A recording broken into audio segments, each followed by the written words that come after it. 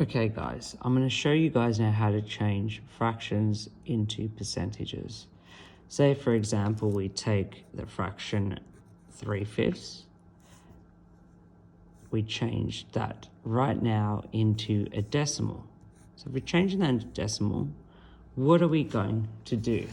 How do we possibly change this particular fraction into a decimal? So as we saw before, we get the numerator, we divide it by the denominator. So what does 5 go into 3? It's 0 times, put in the decimal place with the zeros. Carrying the 3, 5 into 30 is 6. 5 times 6 gives you 30. Now we are left with 0.6. How do we change a decimal now into a percentage? Any number, changing it into a percentage, we multiply it by 100%. Writing down the 0.6, having a look at how many zeros there are in 100, it's 2. 1, 2.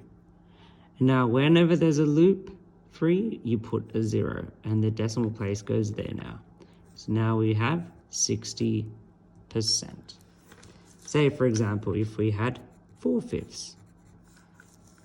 Changing that into a percentage, what we need to do is we need to get the numerator, okay, so the numerator is there, and we need to divide it by the denominator. So 5 into 4, that's 0 times, you're going to carry the 4, 5 into 40, that's 8. Okay, so now we have 0.8.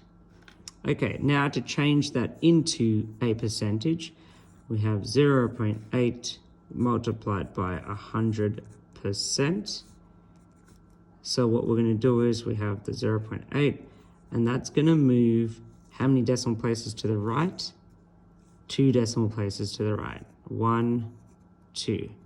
For every loop, we put the 0, and we have 80%. So to change a fraction into a percentage, we first change it into a decimal, as you can see, 0.6, and then to change that into a percentage, we multiply it by 100.